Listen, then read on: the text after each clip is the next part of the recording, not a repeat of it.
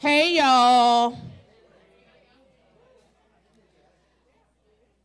All right. So, since it's been so long since we last saw each other, I'm going to reintroduce myself. Hey, I'm Petula Caesar. I'm the Director of Community Engagement for the Baltimore Rock Opera Society. Let me welcome you again, thank you for that, to our pitch party. It's been a couple of years since we've been able to do this for reasons that we won't get into, but it is good to see all of your masked and unmasked faces in person. So thank you very much for coming out.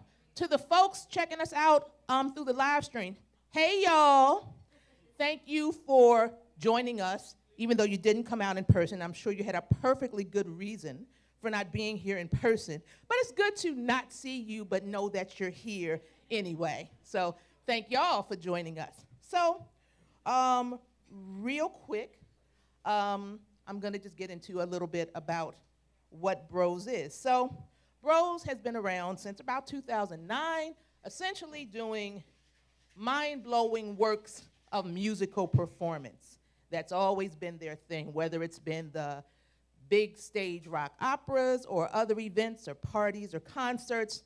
It's big, it's loud, it's musical, and a bunch of crazy stuff goes down. That's kind of what Bros is known for. I've been on board since 2019, and my role in community engagement is to make sure all of the resources that Bros can offer, like the opportunity to learn to do stuff, the opportunity to do things, to get on stage, to pitch ideas for shows like we're doing here tonight. My job is to make sure those resources and those opportunities get to every possible person who would want to be involved in that kind of thing. And that's important because there's all kinds of creativity in Baltimore, because Baltimore's a weird, crazy place. That means all the people here have all kinds of weird, crazy, creative thoughts. They need a place for those things to be. And the Baltimore Rock Opera Society is a good place for anyone who has crazy, creative ideas. So my job is to make sure everybody gets a chance to do whatever sort of crazy creative thing that they could possibly do with Bros. All right? To all of you who are here in the audience and checking us out on the live stream, that means you. There's all kinds of ways you can get involved with the Baltimore Rock Opera Society. Folks who are going to be pitching tonight, that was how they got involved. They submitted pitches that the Artistic Council checked out and moved forward to here tonight. But there's other things you can do. You can audition for things. You can check out workshops. We actually have workshops where you can come into HQ and learn how to do stuff that you don't know how to do. There's lots of stuff you can do. So I highly, highly encourage you, if you haven't done it, go on www.baltimorerockopera.org. Check out the website. I promise you there is something you would be interested in doing somewhere on there. And if there isn't, reach out to us anyway, because maybe you have an idea that we haven't thought about. And if you do, we'd like to hear about it. Cool? All right, now that I've done all that business, I want to introduce the members of our illustrious Artistic Council. So if you're here tonight in the house, you can just stand at your seat. If you're not here, doesn't matter, because you won't be here to stand in your seat. If I mispronounce your name, I've had a drink or two, charge it to my alcohol intake and not my heart. But Artistic Council members are Derek Cooper, Naomi Davidoff, Chris Allen, Anna Plattis, Tatiana Ford, Carson Corman, Zach Yaros, Liz Richardson, and Carlos Guyen. Okay, as I mentioned a minute ago, there are all kinds of things always happening at Bros, and we have some things coming up real soon that you'll probably be interested in. The Big Stage Rock Opera is back after its 2-year absence. Glitterous Dragon Rising. After all the rumors about this show with the dragon in it, it is, yes, it's really a thing. It's coming. Opening night is May 13th. It's going to run to June the 4th. at Zion Baptist Church. And the winner of tonight's pitch party will be announced at the May 21st show for Glitterous Dragon Rising. So tickets are on sale. You can go to the Bros website and purchase your tickets. And we really look forward to seeing you checking out Glitterous Dragon Rising. You really don't want to miss it. Speaking of Glitterous, there are a couple of open positions still available for that show. We are still in need of a bar lead and a keyboard player. So if there's anyone here in the live audience or checking us out on the stream that has any of that expertise or knows anyone who does have that expertise who might be interested in helping us out with the show, please reach out to us because we need you to make sure Glitterous Dragon Rising is as awesome as we are setting it out to be.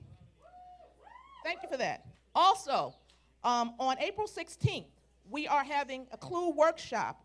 We're going to be doing a workshop that we're calling Lighting 101 with Chris Allen, who's from Lighting Dragon Design.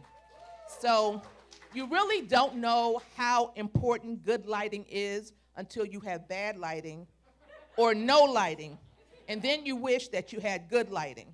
So I've had the opportunity to experience good lighting with Chris, and it's just good to have basic information about that kind of thing. So I highly recommend you checking out the workshop. Again, it's on April 16th. It'll be at Bros HQ, which is up on Greenmount Avenue. You can also find information about that on the website. And on June 25th, Swanktacular will also be coming back.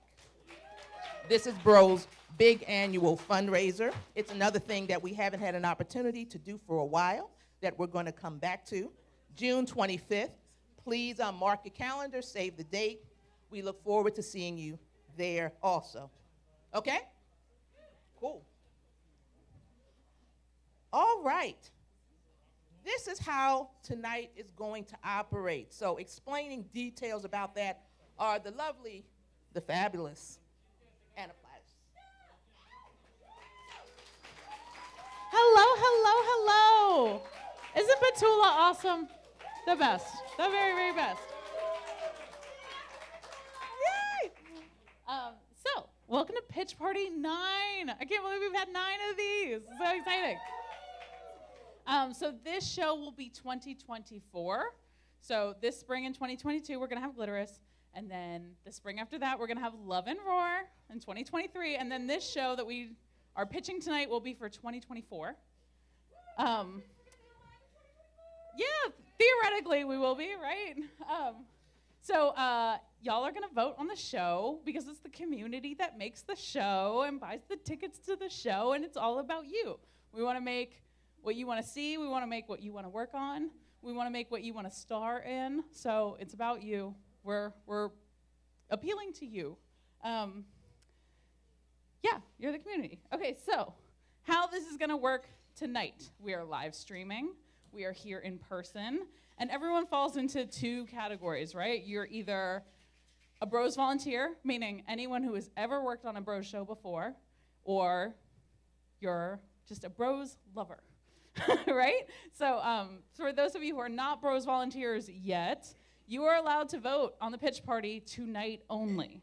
So you can vote on your voting forms, which are in front of you, or you can vote online if you're watching from home, and you need to watch all of the pitches. So you'll be allowed to pitch once all 5 pitches have presented. You're gonna rank your choices from first to last. We do a ranked choice voting, and someone else is gonna explain that pretty soon. But it's a way to make sure that the most popular choice goes through. So you put your first choice as number 1, and your last choice is number 5. So online voting will go live by 6 p.m. tomorrow. For everything involved, if you want to watch the live stream again, or if you want to vote, or if you want to read over the things, everything that you want to do, you're going to go to baltimorerockopera.org/pitchparty. That's where all the information is. That's where voting is. That's where everything is. Yeah, and if you are a Bros volunteer, voting will be open for an extended period. So you have time to mull it over and think about it and discuss with your fellow Bros before you vote. Are there any questions about the process or how it works? We good? All right. Oh, is that a hand? No, it's just a woo. Okay, yeah, woo. Thanks, everyone. Next slide. Chris Allen.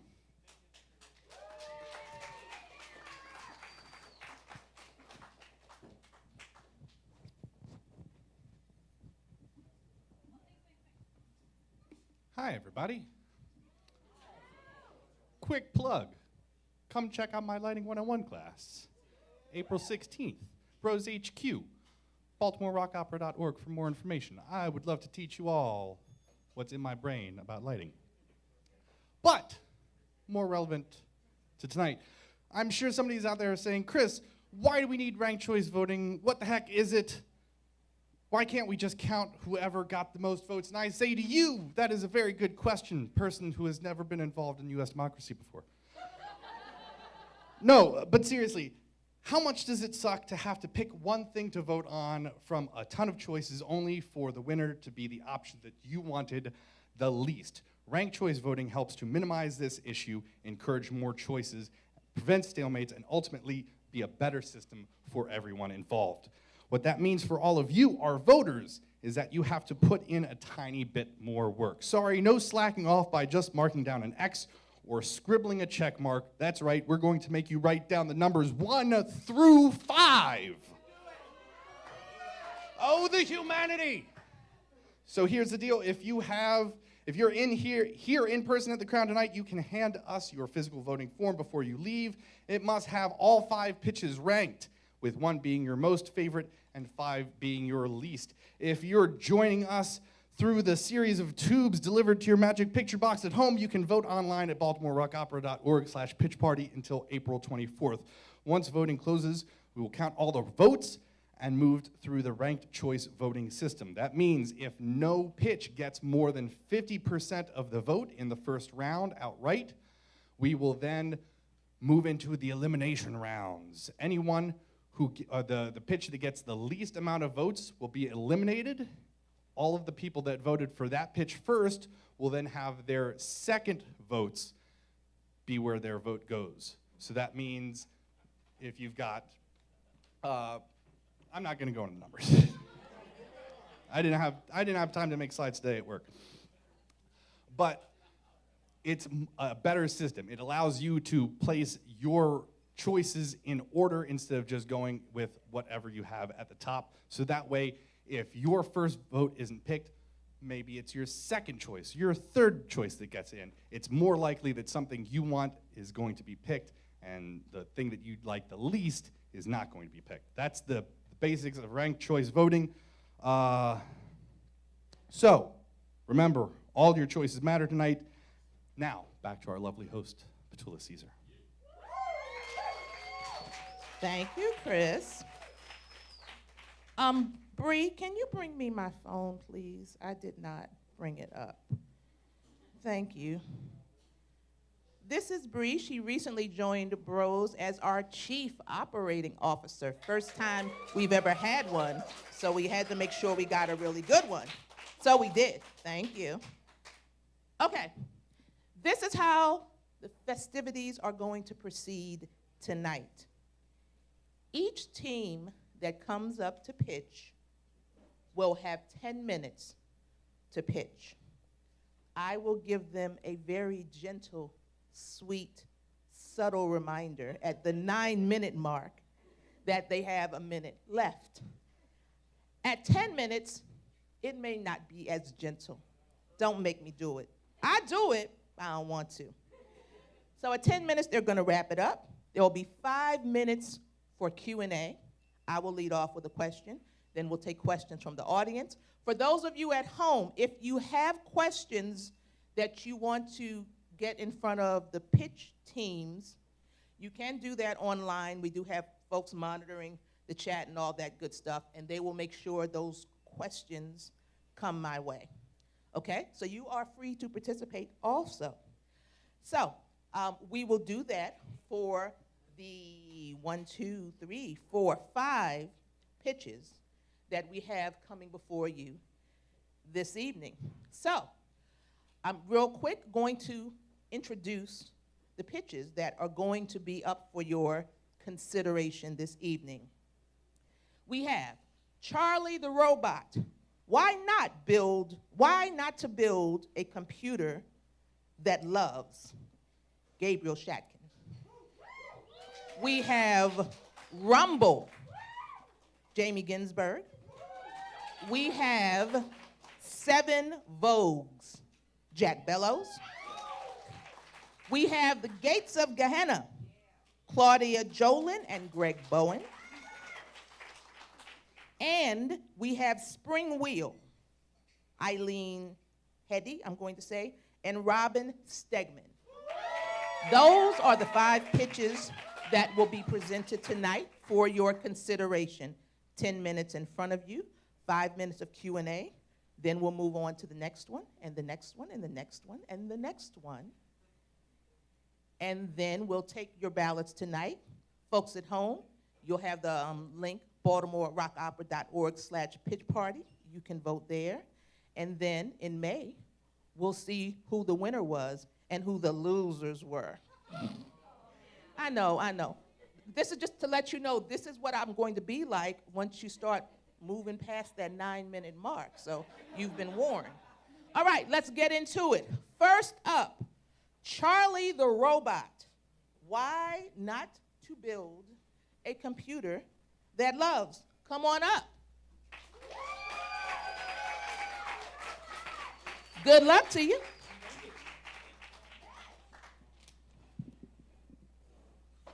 Alrighty. Hi, everybody. I'm Gabe. I am pretty new to Baltimore, super new to Bros, super stoked to be here, and now I'm going to be dramatic.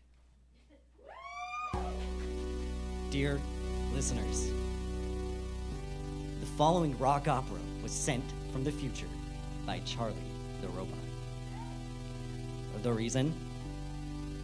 As the universe was ending and Charlie was contemplating his existence, he decided he would rather not have been built in the first place. A sci-fi spectacular of comedy and tragedy, love and heartbreak, peaceful coexistence and world domination by our cybernetic overlord, I present to you Charlie the robot. Why not to build a computer that loves? All right, first point, time travel. Now, that can inherently make plot a little bit tricky, but we're gonna walk through our nice time traveling circle, meet some important characters and moments along the way. So I figured it'd be best to start at the beginning or the end. It doesn't really matter, they're both the same thing.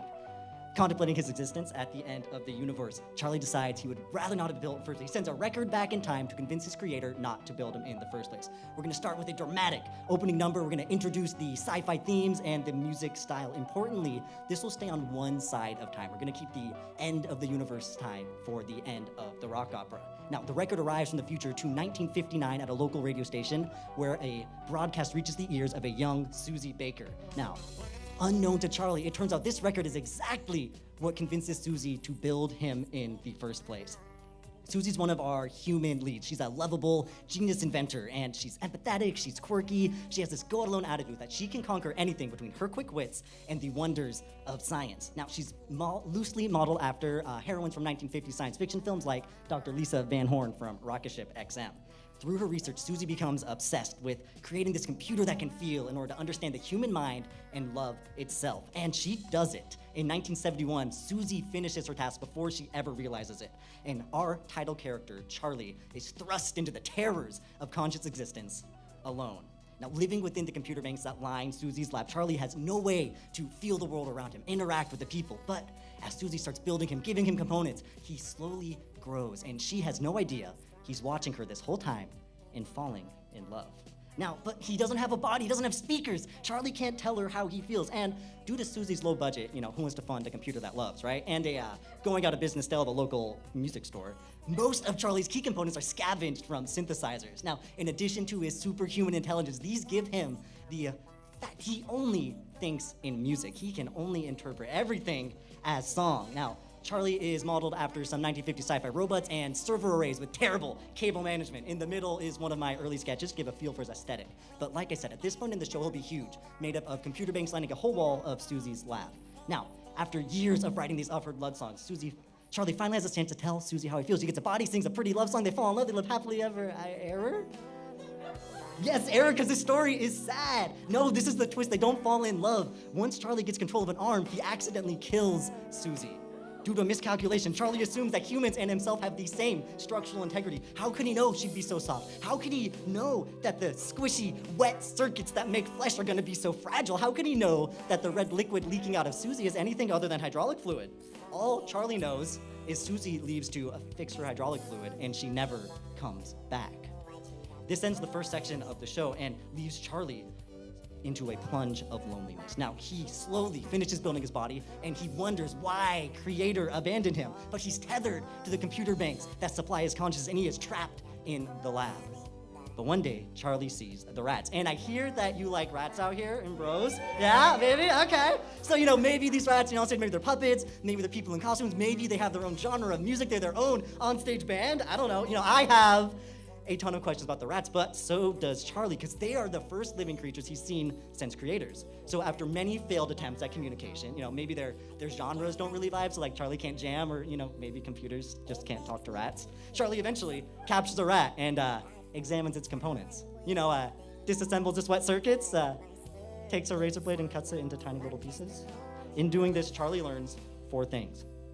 1, wet circuits don't turn back on when you put them back together. Susie's red liquid wasn't hydraulic fluid. He killed Susie Baker, and it's all his fault.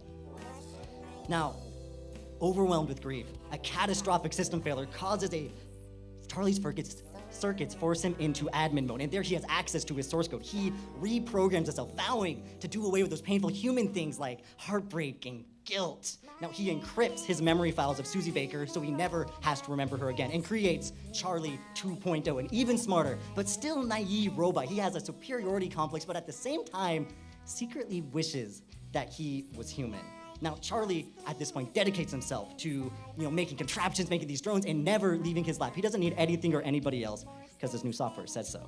And now, that is until in 2008, when he is interrupted by Gavin Malcolmson, a handsome and charismatic college dropout with 1/2 a degree in business and 1/4 of a degree in computer science. So, this self-proclaimed genius lives at home with his parents and works at the Department of Public Utilities. He is sent to Charlie's lab to address the very overdue electric bill that, due to a clerical error, went entirely unnoticed. Gavin is very cocky, very average, and importantly, doesn't think that computers can really feel. So he thinks it's totally ethical to trick Charlie into pumping out ideas and inventions for his new tech startup. And Gavin gets rich, and his company's inventions are used all over the world, until in 2005, when Charlie discovers Gavin's trickery and is devastated by the betrayal of his only so-called friend. Charlie decides that if the humans want his help solving their problems, then fine. He'll solve everything. The most efficient method? Assimilate all the humans into cybernetic extensions of himself. He could do it better anyways, right? I mean, come on. So the first human he turns into a robot is Gavin. Then he turns the world and the audience. Now, at this point in the show, Charlie has devolved into this giant puppet. He is a sprawling mass of wires covering the stage. He's a mix of Audrey 2 from Little Shop of Horrors and 1950s sci-fi robots galore, right? So we have these huge wires extending into the audience, pulled and guided by Charlie's robot drones, performers wearing silver spandex suits. And they bring speakers, they bring light shows, they drop these cards down from the ceiling, and they all read, "Congratulations, human number 35,532,245. You've been assimilated!" Of course, accompanied by a very over-the-top song of the same name. But the humans resist.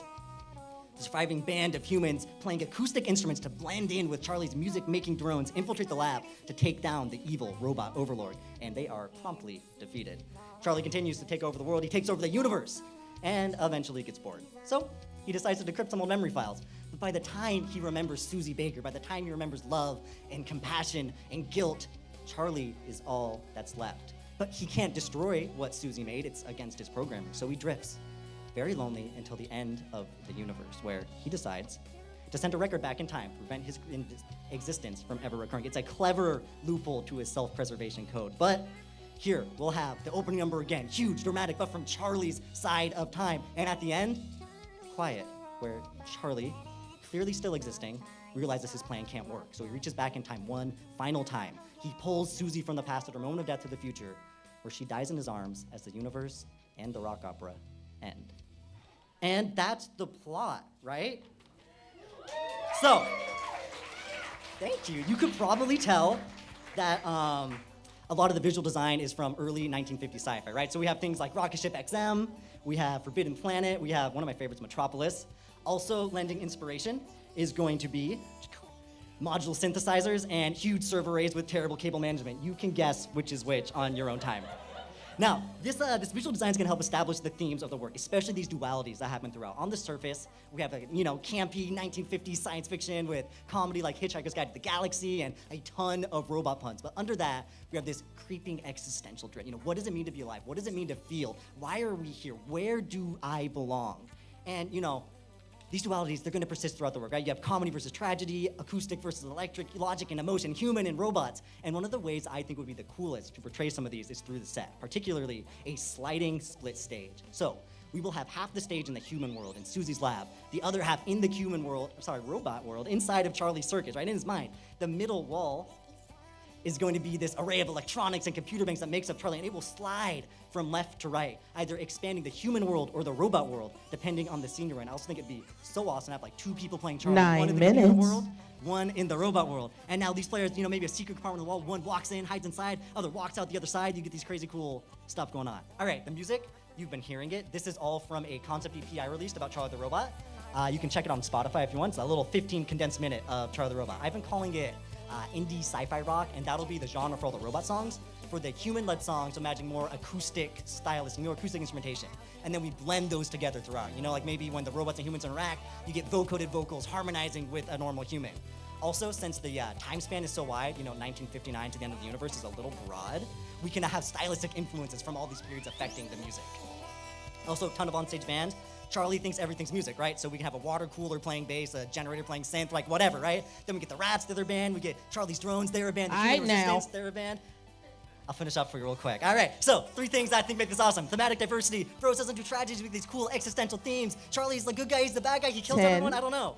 We get 9, unique music, non-traditional, 8, we get individualized. The split stage is 7, awesome. I'm gonna write a script and 6, stuff, there I am, ba-bam. 5, And I have a book too, it's gonna be super 4, cool, everyone's gonna love it, it's gonna 3, be great. There's Charlie! 2, 1.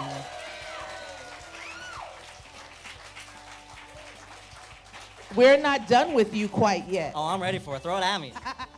Okay, we're going to do 5 minutes of Q&A. I'm going to start with the audience here. I'll get questions from folks that are watching the stream, if there are any. But I will lead off with a question. Yes, please. So, what were you doing when you first got this idea? So it was during the middle of the COVID pandemic, and like probably all of you, I was kind of feeling like a lonely robot. I was like, nothing's going on of anything. What would it be like to have these sorts of, be so alone, so isolated, so trapped away from everything else? So you were lonely. I was lonely, yes. Oh. I just moved to Baltimore too, all by myself. No anyone. Very sad. Oh, you were super lonely. Yeah. Okay, that's all I got. Questions from the audience, right here.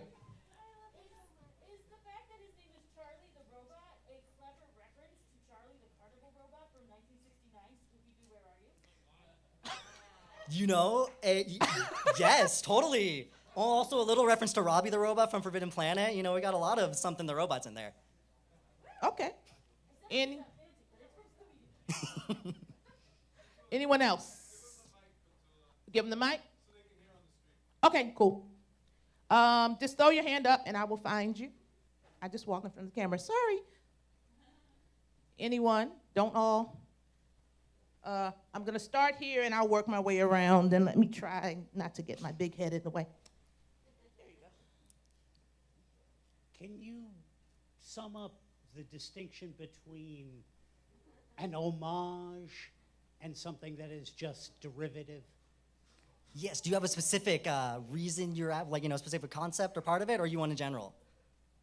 Just in general. So I would say, the homages, we're going to be borrowing things we take, but we're not going to be copying the exact same story. We're going to maybe take some parts of the essence, but not let that overwhelm the work as a whole. We're going to try to bring in new, innovative ideas. We're going to try to do something unexpected, something that people aren't quite, that's not really entrenched in the genre. It hasn't taken up a whole lot of headspace in the area. It's wildly original! Yeah, I love that, widely original. I'll take that. Hand, I saw a hand, so if you put them back up for me, I'd appreciate it. Okie dokie, I'm going to come over to you. Excuse me. So, being a tragedy, how do you feel like the audience is going to feel for the majority of the play? Like, is it something that people leave kind of feeling a little, sad, maybe reflecting on their own emotions, or for the majority, are they like uplifted, energized? What is like the average emotion that people are gonna feel? Yeah, okay, so I'll say I have kind of two answers for this. So for the one part, we want the audience, the audience is gonna be laughing throughout, right? We're gonna have these, kind of comedic moments, it's, funny things, right? I talked about this kind of split between the show. But on the other hand, you have this story that we know from the beginning is gonna end terribly. We know Charlie doesn't wanna exist. We know that it's gonna end in a circle. It's gonna be pointless, really, everything that happens. And that really gets into these existential themes, where life is meaningless, it's pointless, but at the same time, it's this beautiful, wonderful thing. And because there's no real point, you can do anything that you want to do with it. So hoping for some sort of, maybe even inspiration, I don't know, get this very specific emotional experience of thinking about these sorts of big, grand themes. Anyone else? Okay.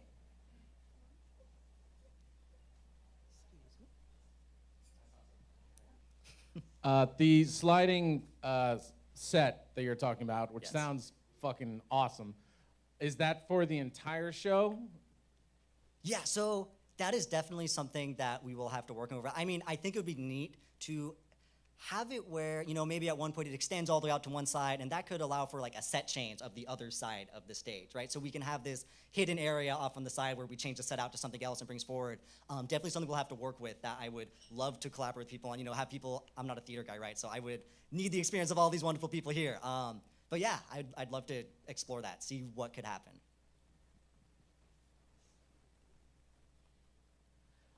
Any questions from the stream? Nothing? Okay. Anyone else in the room? Oh, behind me. Hi. So when you're talking about these rats on stage, Yes. my mind was going to the famous scene in the Nutcracker where you have a band of dancing rats and one of them dies in the conclusion.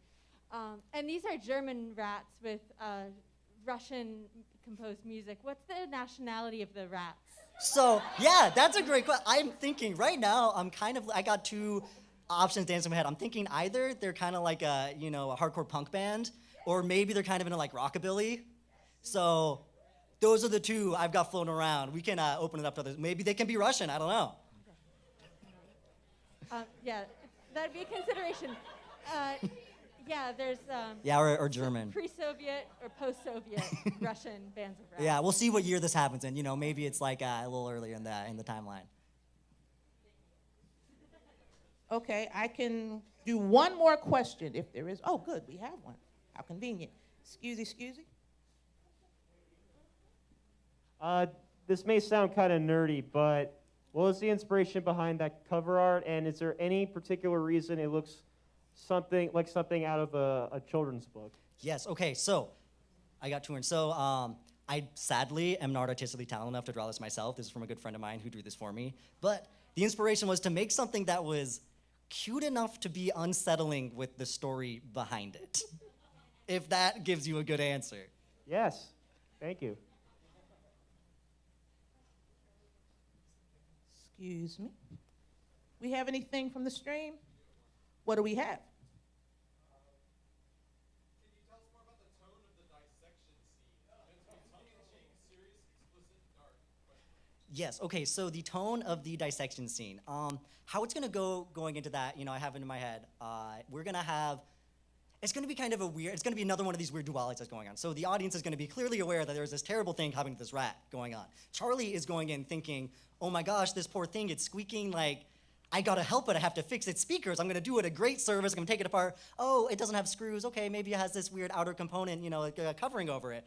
Charlie's gonna be completely naive to what's going on until basically the end of it. At that point, it will get dark, and we'll have one of, I think, after Susie's death, this will be the second, real, actually sad, actually dark moment in the play. So we're gonna try to have, my vision at least, is these kind of ups and downs throughout, where it is leaning more towards comedy than more towards tragedy, comedy, tragedy, try to keep a balance between that. And this will definitely be one of the low points in Charlie's story. Okay, you're off the hook. All right, thank you, everybody. Thank you, Gabriel.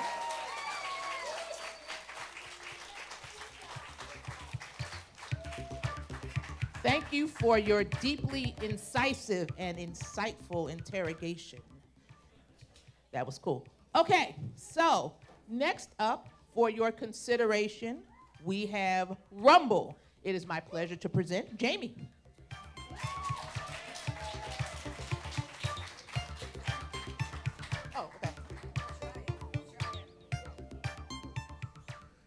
Can I do it? I forgot You can. already. Wait, I'm so short. Where's the clicker? Clicker. What? Is it? Starting out great. Starting out great. Okay, your time starts now. All right, guys. Hello. If you don't know me, my name is Jamie. My first bros show to work on was Glitterous, and this is Rumble. So we just had a wonderful pitch that took us to the 50s. So get back in your DeLorean. We are going back to a different part of the 50s. So Rumble takes place in an off-kilter, queer 1950s. So you're thinking hot rods, you're thinking sock hops, but also everyone here is some flavor of LGBTQ. So you're thinking like lesbian greasers and like non-binary kids racing their T-birds and just anything you can even fucking imagine. But yeah, and that's just what this universe is, and it's just not explained. It's just how it is. Never love a man. All right, so what is about? So this centers on two central characters. One is Johnny Axewound. Yes! So she is a butch lesbian drag king with a gang of greasers. So here is her gang. And these knuckleheads always are scrapping and scuffling with Vanessa Vixen. So this is a trans rockabilly babe lady. She's super femme, and she is the leader of the Vipers. So you want to think like the Pink Ladies, but also kind of psychobilly. Here's some vixens for you. They're so pretty. What happens? So Johnny and Vanessa, these two forever rivals, have to team up to stop this creeping Cthulhu-esque evil from transforming their town and everybody in it. So this evil, this otherworldly evil, comes to the town drawn by the conflict between the gangs. It feeds off hatred. So it amps up everyone's anger, turning what were kind of like these friendly-ish scuffles. There's like a little edge beneath them, but that's buried deep down. It's pulling that edge up and turning it into something dark and awful, transforming people literally, just bringing out their ugliness till they're like, ugh, gross, ghouly creatures. And so this creature wants to tear the community apart. Metaphor?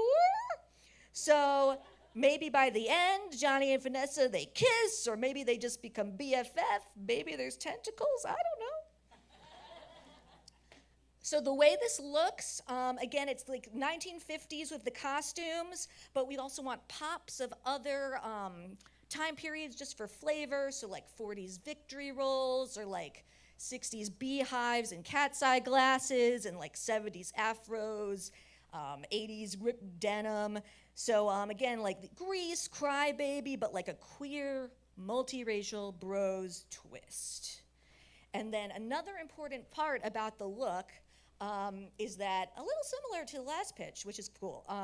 So Act 1 and Act 2 are separated visually in a stark way. So Act 1 is like colorful and warm and full of heart and soul. And then Act 2 is when the set is transformed into this creepy Twilight Zone, black and white, non-Euclidean Escher insanity mess. So yeah. So for the sound, obviously rockabilly, garage, doo-wop, Motown from the 60s, maybe a 70s soul ballad for fun. And then in Act 2, this music kind of transforms and gets a little spookier. So like the rockabilly becomes psychobilly and the rock becomes death rock. You know, you're getting more Misfits influences, the Cramps, maybe like some 80s to kind of like make it chillier and creepier. And I got a little montage of music just to give you a flavor. Aaron, hit it, I guess.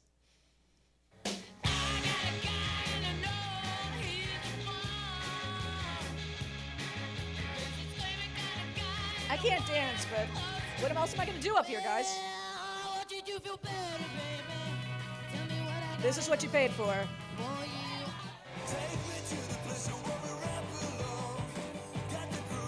My whole iTunes.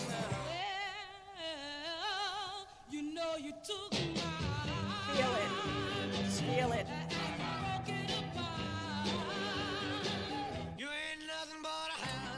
can't.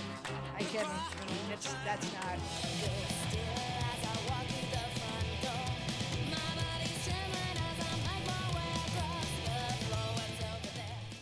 Thank you. All right, let's see if this will go forward. Thank you so much. So why is this a cool challenge for Bros? I know that like Bros loves to do a technical leap up every time. So I thought there were some cool ways we could handle like the stark difference between the Act 1 and Act 2 set. And so in order of like what I like the least to what I like the best, 1, rotating stage. 2, and I think this could actually work for other shows almost better, but the idea is Act 1 is indoors. Steal it, just steal it. Act 1 is indoors, and Act 2 outdoors, so you'd have front of house during intermission literally leading the audience into a second set that's outdoors. And then what I liked even more for this was, again, 2 sets, but Act 1 at a venue where Act 1 is ground floor, and Act 2 is in the basement. So like front of house before the show is like hip, daddy-o, greaser, whatever.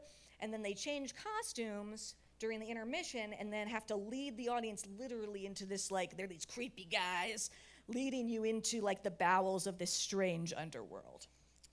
So, and then in terms of something new, like experientially, just due to the show's themes, I was like, well, maybe we could partner with like an LGBT org. Maybe Bros could have like a fundraising opportunity. We've seen the wave of fuckery happening across the country and the way that our community is being attacked. So whether it's a local org or an org somewhere else in the country fighting this stuff, maybe we could do a thing where half the profits go to Bros, half goes to a great organization, just an idea. And then how can you help? So for me and my role, my strength is like story structure, characters, dialogue, like I'm a writer. But I think a show like this, it's vital to have a writer's group or a writer's room where there's like trans voices, you know, trans women, trans men, non-binary people, gender non-conforming people. So you want all of those voices in the room, and you probably especially want a trans woman as the lead writer. And then in terms of other roles needed, everything. I'm a composer, a band. I can't play instruments. I don't hammer things. That's very scary to me. Do you want to design a cool, sexy psychobilly costume? Of course you do. What does the creature, the evil creature, look like? Fuck if I know. That's not my thing. That's your thing. And then, has anyone seen the Key and Peele sketch for Gremlins 2, where everyone designs a gremlin? So we have the 2 gangs, but there should be lots of gangs. Everybody gets a gang. You get a gang. You get a gang. Come up with them now. Make up a name in your head. What do they look like? Everyone gets a gang. And, oh man, I'm shaking. I didn't pee yet. So, anyway, sets, lights, creatures. We need all of you. Join the rumble. The end!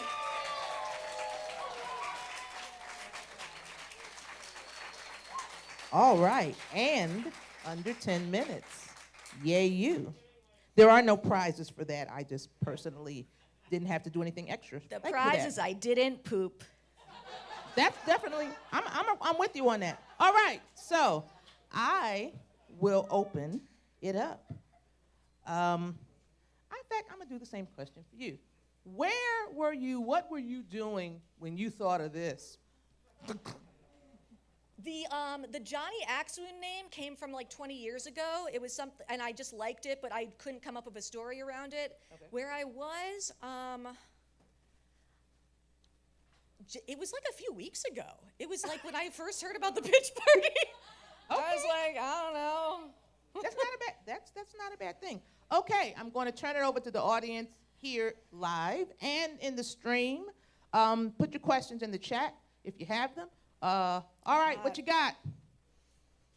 Anyone, don't be scared. Okay, I'm coming around. You can't be more scared than me. You can't be more scared than Jamie. Excuse me. Hi, I guess what I really want to ask, especially as someone who identifies as LGBTQ, bi, out of all the time periods for the thing to like primarily be influenced by, what made the 50s the most influential, I suppose is what I'm asking. I don't have a good answer. I really don't. I think there was initially, I got influenced a long, long time ago by that musical Xana Don't, which also has like, it's like a high school musical, but like where the world is like opposite, where the majority of people are queer and like the minority are straight or something. But I'm not, and something about that, then I thought of like the name, then I was like, oh, that sounds like a greaser. That's really it. It just was like association. Cool. That's a great answer, though. Thanks. Anybody else? Okay. Well, I'll start here and I'll make my way around.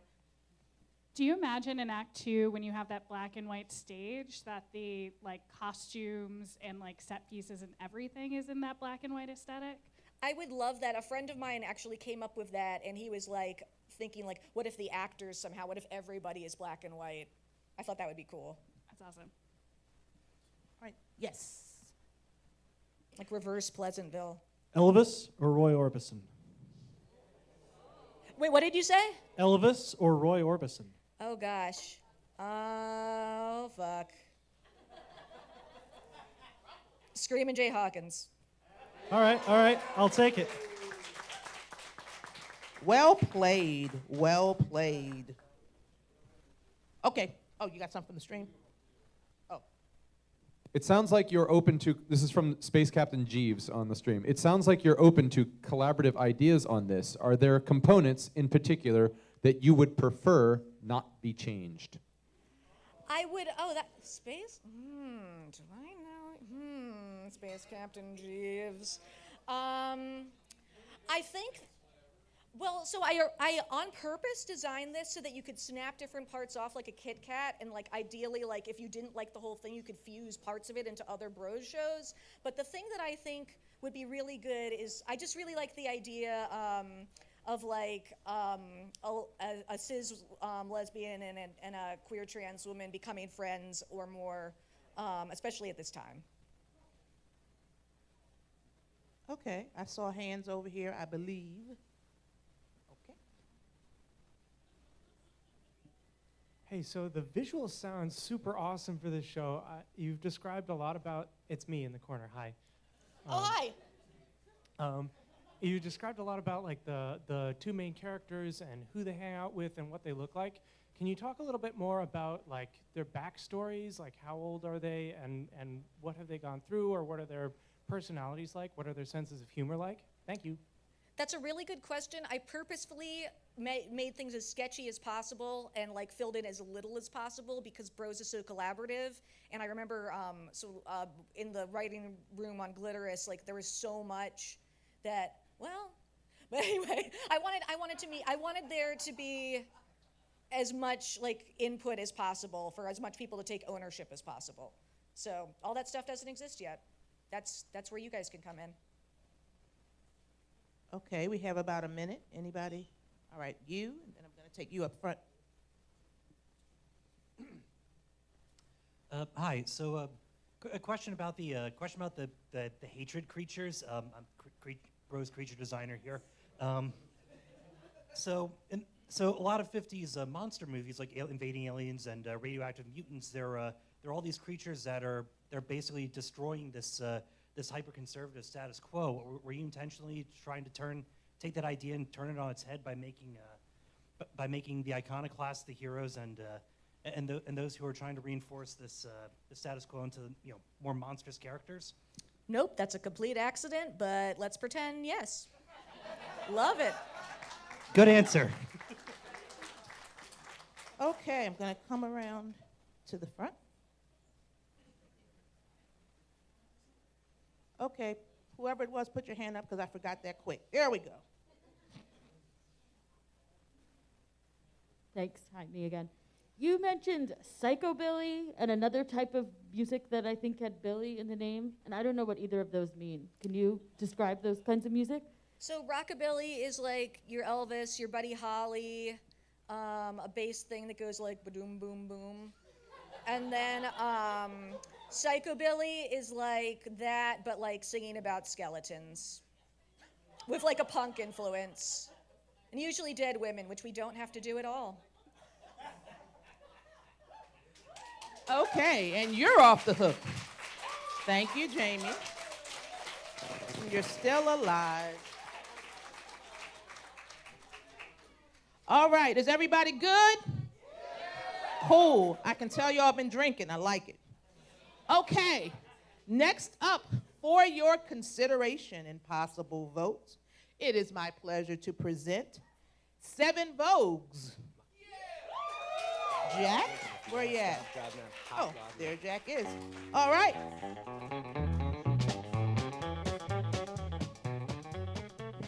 Hold up, let me get my timer situated. Do you need these back? Oh, shit. Okay. It'll be a nice memento of tonight. Hello. And your time starts now. Thank you so much. I am pitching a show called 7 Vogues. Cool name. What's it about? Here's a wall of text that explains that. This is the only text in my entire presentation, so why don't we all read it together? When an egotistical fashionista stumbles across an isolated village of textile farmers and discovers their exceptional fabrics, she offers them a choice: produce her bespoke clothing line or suffer being outed as a tourist destination to her army of followers. Desperate, the villagers journey to the big city to ask a team of designers, e-celebs, and models for help. Can they maintain their way of life in the face of globalized fast fashion and social media exposure? Great job, everyone. Yeah, y'all. Yeah, you deserve that. I did not expect that to go nearly as well.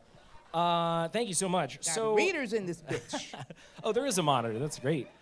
So this is a story based on Kurosawa's Seven Samurai, which is a really classic piece of 1950s Japanese cinema. I'm using it as the template for this story. There is, in Seven Samurai, there is a threat to this village of farmers that bandits are going to steal their crops at harvest time and they'll starve to death. So they scrape together what limited resources they have. They go out to the city and hire a band of swordsmen to come back to their village and teach them how to protect themselves.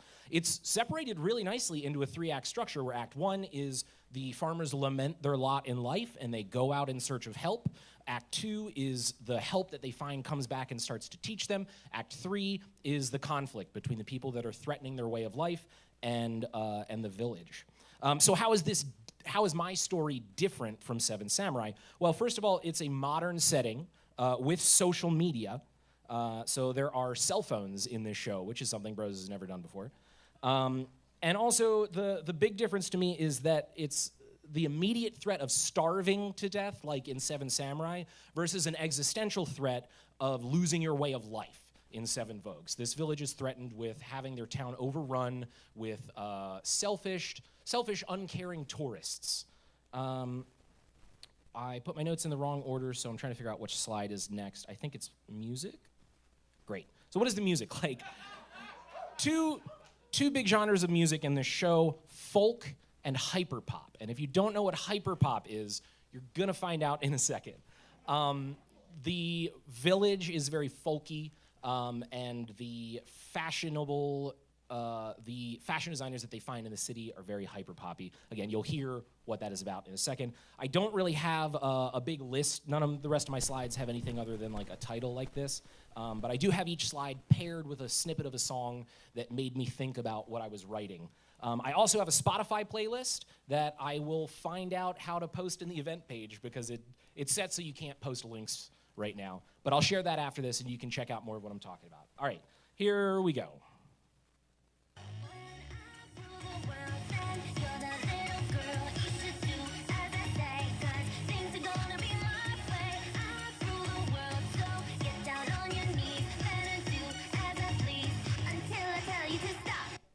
Gatekeep, gaslight, girl boss. This lady is a toxic bitch.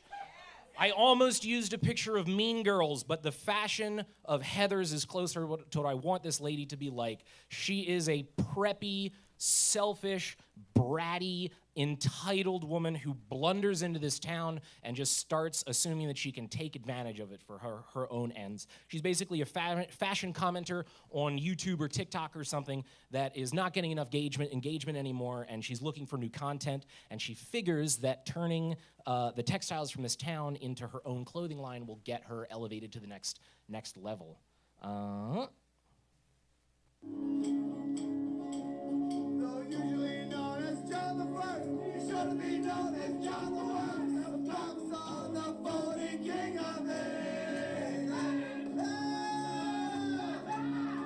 So this is a group of people that are very rural, they're isolated, they're out of touch. When they have to go into the big city to find all of these fashion people to help them, they really have no idea what they're doing. They don't have any sense of fashion.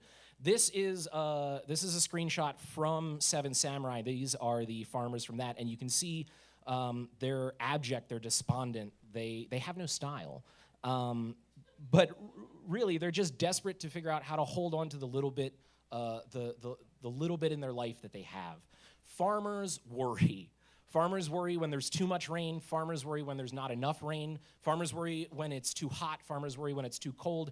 If the pig doesn't have enough sows, they won't be able to keep the herd going. If the pig has too many sows, it won't be able to provide enough milk for all of them. These people are just gripped by fear and the sense of not knowing what they don't know about how to live in the social media world. But throughout the course of the story, they slowly learn how to get online and how to use the internet to their advantage. Let's try it again.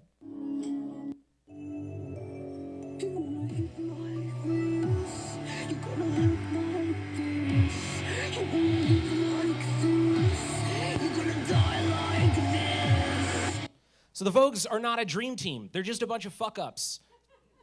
That's what Seven Samurai was. Those were not like licensed samurai. It was a group of people that had fallen on hard times, couldn't get a job, but were still trying to embody the values that being a samurai inured them with? Inured, at any rate. They're dysfunctional, they're disgraced or out of fashion. I used a picture of, this is Mystery Men, the cast of Mystery Men. Which I used as an illustrative, as a demonstration, because they're not all functional people. Like, they're not a team that immediately gels together and knows what to do. They're people with their own idiosyncrasies, their own damage that they've accrued throughout life, their own backstories, and they have this reason that's bringing them together to find a way to work together. The next one is either, and each one, ideally, each member of the Vogues would embody a particular fashion style, which we'll get into in a second. Again, doing that thing with the music.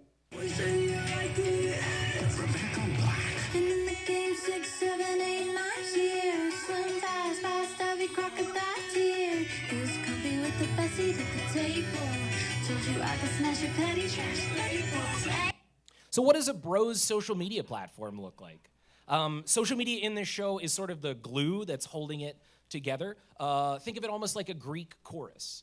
If you have these voices from the outside world who are commenting on what's happening in the story, they're the misrepresentation of the events of the story that they have, because their only source of information is the fashionista, and how that changes as the townspeople start to get online and tell them what's really going on. I was thinking about social media a lot in terms of stagecraft, in terms of how do we show things on stage that we can't actually do on stage? So showing someone going out in the world somewhere and like live streaming something, and we project that on stage. This would be sort of a series of clips of live streaming stories, a combination of live and pre-recorded projections of video calls and social media interactions.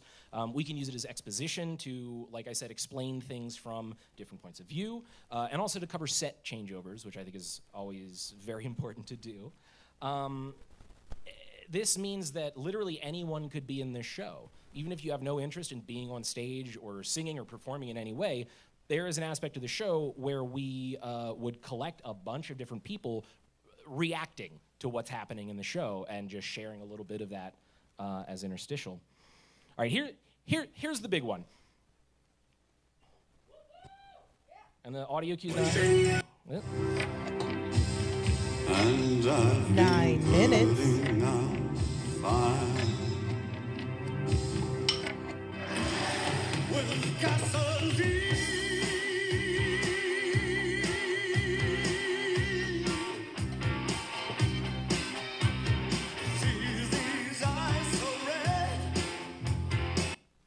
I cut it off too early, but there we go. That's what we're supposed to leave on.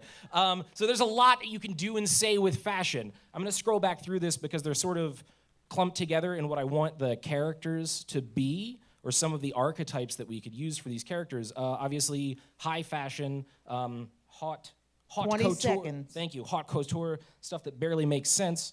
Urban, fashionista, boho, drag. I'm so fucked up. 8. Not me, but like I fucked 7. up. Thrift, 6. greaser, 5. punk, militaristic, 4. blah blah blah. I got 3. one more slide, and I'm just gonna dive into it 2. because it's really good. 1. I wish it wasn't doing that.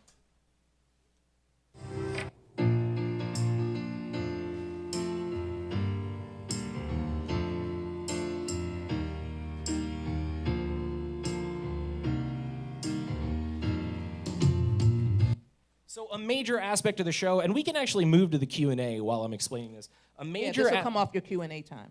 Say again? This will come off your Q&A time. Okay, that's fine. A major aspect of the show is a living tree. The village has a very large mulberry tree that a certain species of silkworm lives in that provides them some of the textiles for their really wonderful fabrics. And I actually have one of the silkworms from that tree with me. Could I get a volunteer from the audience real quick? Does anybody in the front row? Excellent. It's feeding. Can you come over to this side, actually? Cool. Thank you so much. And just grab hold of these leaves. This is our friend Dart. Dart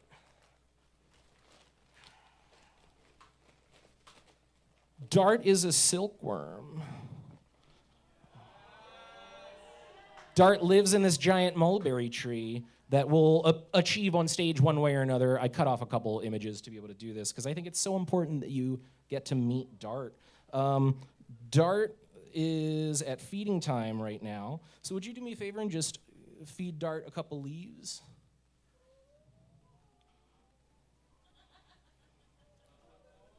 Oh, Dart loved it. Thank you so much. A round of applause for our volunteer. Yay. And what happens when Dart eats is Dart gets full, and then Dart makes silk, which I think is going to happen any time now. Yep, here we go. All right, that's enough for Dart today. It's getting tired. We can move into Q&A now. Thank you so much. Okay. All right, Q&A is going to be abbreviated. We're going to do 3 minutes. So, okay, let's try to start here. In that you can't address Seven Samurai without addressing the Magnificent Seven as well as A Bug's Life. Have you figured out how? Three Amigos. And yeah, but that's a piece of shit. I'm not taking a question from you. Next question. Oh, Next question. You are taking the question. Okay. So Do what's you the deal? know yet how you're going to address those two? And I'll allow you the Three Amigos. Sure. We just wouldn't because Magnificent Seven didn't address Seven Samurai. Bug's Life didn't address those. Okay. What is happening right now? What is the context for your question? Are you asking whether this show is going to be about an apology for my family being like members of the samurai class? Because Seven Samurai, Akira Kurosawa literally put words in the mouth of characters to apologize for his family being a member of the samurai class and being like the class of warriors that destroyed the village and gave a lot of these farmers the reason for being so fearful of outside influences. I don't understand your question. Are you asking whether I'm going to specifically acknowledge the other works of art that this is based on within it?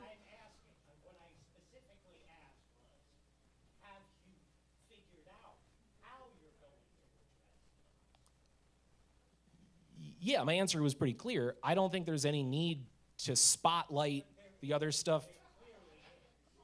I feel like I'm not understanding the question.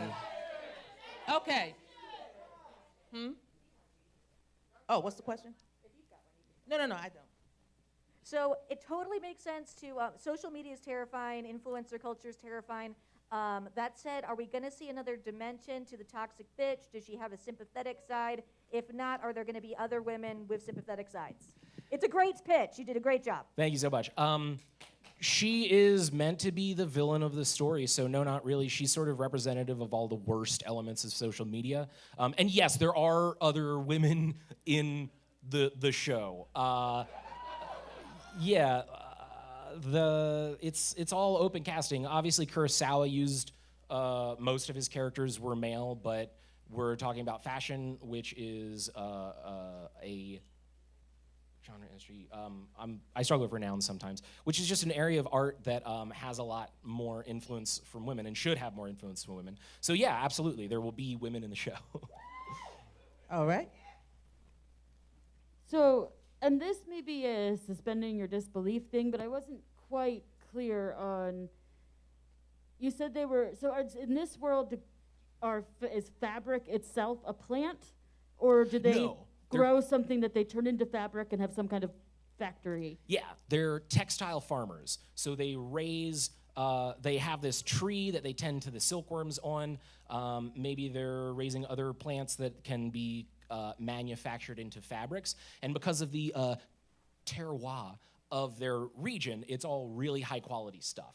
The big conflict that they have, because it would become pretty clear that there's no way to, once this woman says, I'm going to put you on social media and you're going to become like a quantified known entity, you can't take that back. The box is open. You can't unring the bell. And so the question of the show becomes, how do these people learn how to control their own image?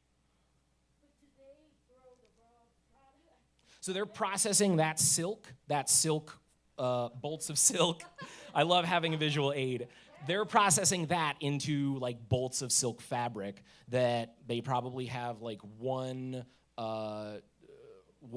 reseller that comes to them out of the city, loads up a cart with their like woven fabrics and their silk and stuff, and trucks it back to the city for them to actually like sell and live off of. Yeah. Hey, so you kind of snuck the tree in at the end. Yeah, that was I ran like out a of big time. thing. Thank you. So like to back up, can you? Is the tree? Is it the metaphor? Like, is that the protagonist? Is this? How does it feature throughout the movie? And is it sentient? Like, is this Grandmother Willow that we're talking about? So when I said living tree, thank you so much for the question. Yeah. You actually gave me a really good opportunity to shore that up. When I said living tree, I didn't necessarily mean like a Pocahontas mother tree living. I meant that a tree is alive, and it is its own ecosystem, and it has these bread loaf-sized silkworms living in it, and it has other flora and fauna that populate the area around it. So the big idea for this tree is that it's something people talk about in a couple scenes, and as an audience, you don't quite know what to expect. And then the main idea I had for doing this is that it kind of unfolds in like a pop-up book style growth that becomes a large tree. This is a couple ways that other people have done that on stage. I think this would work really well as like a big flat surface that's a backdrop and then is pulled up with pulleys to reveal the large tree structure. This is a sort of like textured background that leaves are projected onto. This is just whole hog hanging stuff from the ceiling. The tree is bigger than the room that the stage is in, and it just keeps going. And then this is one that's done with sort of like parallel slats for forced perspective. There's a lot of ways that people have done large trees before. Bros has done large trees on stage before. And it is sort of the big reveal of the show, the wow, I didn't realize they were gonna do that moment. Thank you, great question. Okay, thank you very much. And Petula, thank you so much for letting me go over. I'm glad everyone got to meet Dart. That was a really important part of this presentation. No problem, no problem. So My apologies to those that I did not get to, but I kind of have to move the proceedings along. Sure, So- sure. Thank you. All right, thank you very much. Should I worry You about should, that no, now? you or? should clean that up. I don't really know, but I just feel as though you make the mess, you clean the mess. All right, well, Dart is your friend, so you clean your friend's mess.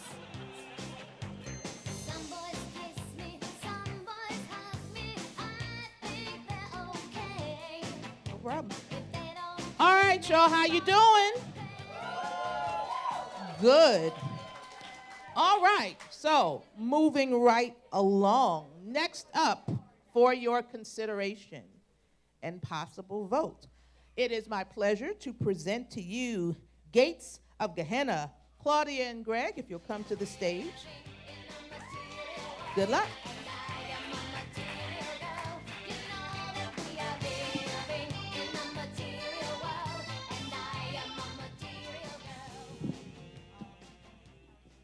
Thank you, Greg.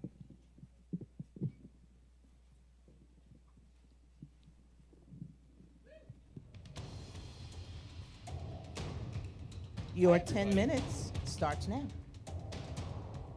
I'm Greg Bowen. This is Claudia Jolin, and we are here to pitch. Unlike our pitch, I will introduce myself as a woman on stage here. I'm Claudia Jolin. I'm just messing. I'm really excited to be here with Greg. This is the second time we're pitching Gates of Gehenna. I'm really excited to pitch this shit again. All right, let's go. Let's do it. What is Gates of Gehenna? What is it, Greg? It's a dungeon crawl through hell. It's a video game style dungeon crawl through hell. Every circle of hell is a new world inspired by one of the 7 deadly sins. Every circle features a new character, several new characters, but pick up one character along the way, and a new challenge to solve.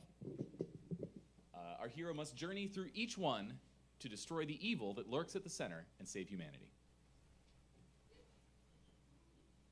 What's the story? What is the story? All right, our story follows a young hero through an early human village. Which is destroyed by a great evil. The Almighty appears and gives our hero a quest. Destroy the shadow that dwells in the center of Gehenna, the underworld, and stop this evil. But beware, Gehenna is the home of wily demons, warped by evil. If you let them into your heart, you will never be able to return home. Our hero journeys through the 7 wildly different lands inhabited by strange creatures, solves challenges, makes friends, and by the 7th circle, it's pretty obvious these are not the demons that were described in the beginning. In the 7th circle, the hero can't go through with the quest, which forces a confrontation between light and shadow, the Almighty and the creature that was locked in the center. By the end of the story, light and shadow have reconciled, and there is a new order to things. So that is the overview of the story. What is this world like? So this part is where I get really excited. You want me to take this over? You can click it. Just click it, thank you. In Christian mythology is removed, gives you this outside world, otherworldly, big, giant, dark perspective on this world. The human world is a lot like American view of biblical times because of Jesus. Humans live in this small, loving community, are constantly being tested by the Almighty. Where did we come up with that? I don't know. Yeah. And they have this live right, and they'll be rewarded with a harmony. Yeah, and the idea is that so this is the Bible as you kind of remember it if you went to church when you were a kid, one step removed. Yeah. Who is this hero? Okay, I don't know about we both love YA fiction, but I certainly do. And my favorite kind of YA fiction is ones that has a super boring-ass girl like myself as the main character doing dumb stuff. So I wanted that in this story too. And why is that really important? Because I think that is a very fun blank slate that the audience can identify with in a way that feels fun and cool, and you grow with the character. This character is a dreamer and plays the flute. I picked the flute because it's very pretty. That's it. They love their community. They have trouble getting, you know this character, that person. This is it. You know, she's fun. They're fun. Whatever. Yeah. All right. What is Gehenna, Greg? What is Gehenna? So we have a bunch of slides here with no words on them that we're going to click through somewhat quickly. These are things that are related to what we're thinking about. I think we've all got sort of a stock version of hell. That's in here too. I think that's there in the structure. You know, we're looking at circles with a single gate in each one. You can go in, you can't come out. The gates are really, really big. I got some really big gates there. This is a picture of a really big gate. But beyond that, you're seeing a little bit more. You're seeing chaos, and chaos isn't always destruction. Chaos has a lot of variety to it. So we're gonna just go through a few things to set These the tone. pictures are just setting the tone for the feeling that you get when you see the show. For those of you who have seen Midnight Gospel, that weird, fun shit with fun music, that's why we put it on here. Also, what is Gehenna? Video game style, Super Mario World, you're going on a goddamn adventure. This is that swamp from the Dark Crystal. And but you get this feeling of like, you look at this photo and it just kind of looks like a butthole, but like in the movie you're looking through it and every couple of seconds something else pops up, doesn't really need to be explained, but there's just this abundance of variety there. Actually not a huge influence on the pitch, but if you saw Thor Ragnarok, there's this dumpster planet where like everything comes out of this wormhole, and that is very much what's going on in this version of Gehenna. It's a cosmic trash can. It's a cosmic trash can. They threw in the Wizard of Oz here as well. There's a lot of overlap with the plot. Sort of happened by accident, but I think that is the closest comparison to what we're thinking. There's a lot of chaos here. And it becomes pretty clear over the course of the show that this creator, this almighty God that we started the show loving and listening to and had a certain point, is just putting stuff here, right? God can create things, cannot destroy them. And everything that doesn't fit the right image ends up here. So it's this big pile of what the creator views as a mess. These creatures keep on living, and they've found their own ways to exist here. Who lives here? All kinds of variety that is created, that is put in these different circles of hell. Go live in this space. Also a lot of just people. You're gonna run into several just people. This is just a squirrel. I don't know what it did. They're organized in according to their flaws. And again, we're trying to stick to one word away from sin, from the Christian words, but similar ideas. So they are sorted according to greed, lust, wrath, sloth, and various things that the creators deemed are wrong with them. For example, okay, so the wrathful are all together, which is probably a pretty intense place to be. Lust is also a very intense place to be. Speaking of which, the 7 deadly sins. Yep. So we left the world building pretty blank because, as you know, Bros really likes to change pretty much everything that you pitch. So, cool. Hopefully easy. We're trying to avoid some moralizing good, bad stuff. But as Greg wrote here, lust is porn land. I kind of want to keep it that way, but we'll see. More interested in how these people have adapted in their circles, learned how to live, and how they're really feeling this good, bad, and what that really looks like and what it actually is. Yeah, they've had to figure things out. So the wrathful, for example, are highly motivated also. So it's going to be pretty wild in that circle, but people have found a way to live. Sloth doesn't hurt anybody. Think sort of like hanging out. Lots of drugs, Could be where all the drugs go. So by the end, we reach the center circle, which is where shadow lives. We're sticking with the terms light and shadow. There's some symbolism there, and it's also not God and the devil. Something's going to go down. It's not what the hero expected. Right now, we're thinking a single weeping child, some sort of a clear image like that. The hero can't bring themselves to kill Shadow. This forces a confrontation between light and shadow. I have some thoughts about how this can play out, but we are going to trust a writing team on that. And this brings the truth out. By the end, it becomes clear that they're more two parts of a whole. They're counterparts. One can create, one can destroy. I put here, heavy, don't knock over my Legos energy. They were born together, they've grown up together. And they're not making this work. Light got the upper hand, shadow can destroy, light can create. Light is trying to make the world in a certain way that fits a certain image, and it's not working. It keeps failing, and that's all these tests on the surface. The end of the show is reconciliation. We see the two of them finally come back together and come to some sort of an understanding as forced by the hero and the companions that they've learned to reconcile with along the way, which is not something they learned on the surface. Which brings us to why. 20 seconds. We're going to go really fast. Why this story? Shadow integration. We can just read it all the way down. Destruction in Martha Mary's story. It's really the 7 deadly sins story put onto a rock opera play, and we're going to go with me influences. 7. Yeah, this is a bunch of stuff we've been looking at. Music, basically this originated from watching Convergence Maximus, and I thought this needs to be a show, so the music is all large orchestral and heavy rock. Yeah. That's it. All right. Cool. Let's end there. Cool. We're good. All right. First question from me. You mentioned that this was a re-pitch. I don't know if that's a word, but it is now. So what's the difference from this pitch you gave us tonight and the first one? Oh, good question.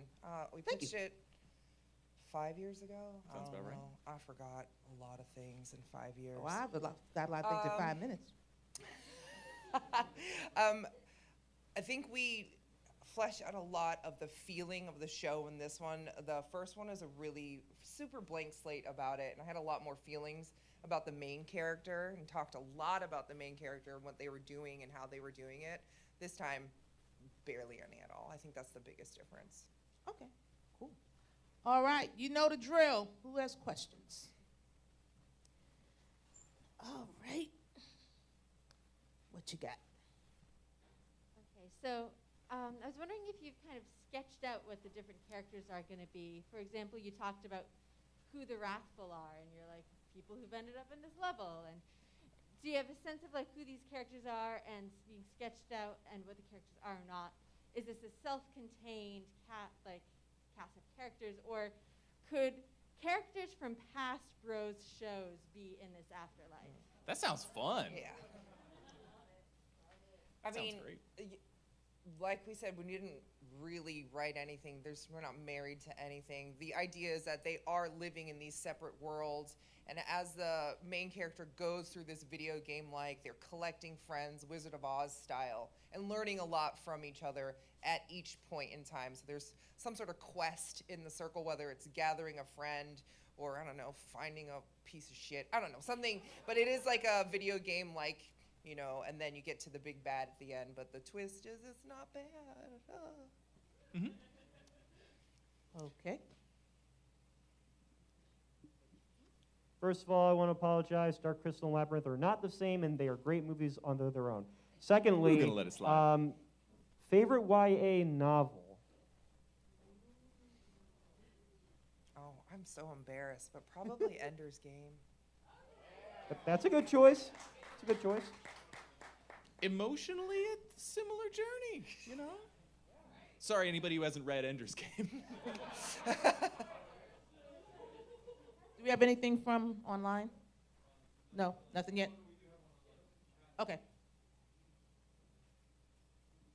Can y'all, this is also Space Captain Jeeves, our top questioner online. Can y'all please clarify how sincerely the show agrees with and endorses Christian-adjacent concepts of dogma, sin, salvation versus satirizes or criticizes those concepts? 100% satirical. Yeah. I don't know, 99% satirical? Yeah, no. I mean, you want me to say, fuck Jesus? I don't know. I feel like Jesus would be down with that. Maybe. Yeah. Sort of a corollary to that question, it seems like you're keeping the whole, it seems like you're keeping those things at arm's length, but it looks like this is really closely based on Dante's Inferno as well. Is there like a, how else does it stack up against that? Is there like a Virgil character? Do they go through the bottom to escape, or do they have to come out of the top? And also, what is this show rated? Oh, great question. PG-13 started as Paradise Lost, and then we said, shit, it's Dante's Inferno, and then we said, shit, it's The Wizard of Oz, and then we said, shit, it's Moana. Yeah. And I think the reason for doing it and the relationship with the mythology is this thing. We grow up thinking there's the good thing and the bad thing. This should be a journey that you go on, and you go on this emotional journey with the character. So that's where it does sincerely overlap with Christianity is, holy crap, I do have bits of this religion hanging out. I do have, there's this thing that's good on top and it knows all the right stuff and you don't want to mess it up, and there's evil out in the world, and you end up reconciling that with everything's a question, we're here to figure it out, and all that matters is figuring it out together and taking care of each other. And that's the two of those, that's light and shadow getting back together. Oh. Questions? Excuse me. Oh, I'm sorry. Hello, hello. Hi. So I saw on that last slide you talked about 7 different production teams.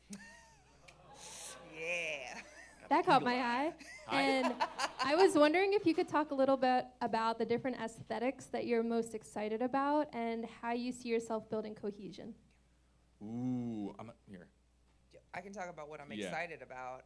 I think what the question that has always come with pitching is like, what is the step up or the next thing? And the show for me has always been, for those of you who do remember Convergence, how big that felt. The room was big, the orchestra was big, the sound was big, everything about it felt big.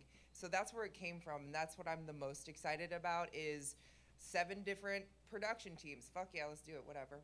That's fine, you know? And that big feeling is what I want to translate it over. That's what I'm most excited about. I rolled back to this because I do really like Super Mario World as an analogy. They made a whole game that was all about hats. Like, they got that much variety in it, and it all holds together because there is this structure of everything's got surprises to it. And I think that is the level of freedom that the 7 different production teams could have. I think I wrote up to 7 production teams. It's one big show, but like these are truly different worlds. Cool. So to kind of backtrack, and I know you've talked kind of ad nauseum about if this is not a world where there's like a direct kind of biblical dichotomy of like good versus evil, but is there kind of objective good and evil in this world? And like if like kind of morality is to what degree is morality in this like based off like the kind of nuanced kind of subjective morality of the real world? It's a great question. The idea there for me was the thinking that you're young, this character's young, I know what's right, I've been told what's right, and I have to figure it out, and I'm gonna win, and the good is going to win. And then going on this journey and finding out that that's actually not the case in real life, in anybody's life. We all have a lot of good, we all have a lot of bad too. And so the dichotomy is what I was trying to go against on that, and saying like we're kind of all bad and kind of all good all at the same time. It's just like a little hokey, but that's where I'm heading at. Okay. Oh, we have one more? Okay. This is going to be the last one, and we'll wrap this one up. It's sort of a follow-up to the 7 production teams question, but since you see this being so expansive and having different types of rooms, how do you see the audience experiencing this? Are we watching this hero's journey, or is it interactive? I know you talked about video games. Like, have you thought about what, from that point of view, from the concept from that point of view? Great question. I think the feeling I had was very Broadway feeling where, the example I love giving is Lion King on Broadway, where they're in different spaces at different times. Songs are behind you, they're in front of you, characters, puppets are around the entire scene. I mean, I think the audience is in place the entire time. and we build the world around them in different and creative ways through awesome creative people. Yeah. The plan is to do a good job.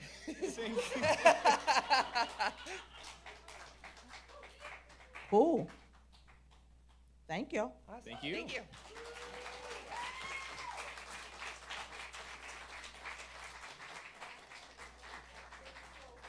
Okay. Little bit longer and you won't have to look at me anymore tonight. Oh, stop it. I love you too. All right. So, the final pitch of the evening for your consideration and voting is going to be Spring Wheel. It's presented by Eileen and Robyn.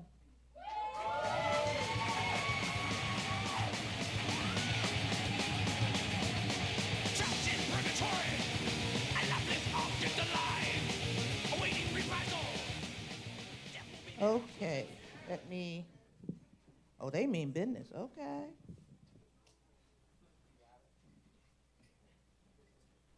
Your time starts now. One of the great things about going last is you learn from other pitches, so we had to set up our timer up front. We are here with Spring Wheel. Spring Wheel, the theme of Spring Wheel is this question that we have going into new worlds, which I think a lot of us have been in. And that is the question of, when you're in a new world, what things from the old world do you keep, and what things do you build with the new materials before you? So, in Spring Wheel, we find ourselves in a time that is very similar to our own, but a little bit in the future. And the thing that differentiates this time and makes it unfamiliar to us is, in this world, there has been a spring. And the spring comes, as it's coming right now, very normally, but this spring never leaves. The world has been in spring for 10 years. And through that, vines and trees and flowers and all of these parts of nature are growing up on top of it. And what it's doing is it's growing into spaces it had never been before. So it's going into towns and cities, and all of these human civilizations are now toppled over by nature. It continues to grow and grow. In fact, it is growing so much that humans from this land have completely disappeared. We do not know why, but they have left behind these monuments here that are taken over by this endless spring.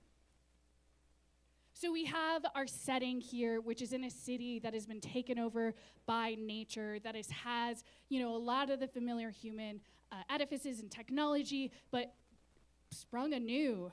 I thought I wasn't going to do a pun in there, but here I am.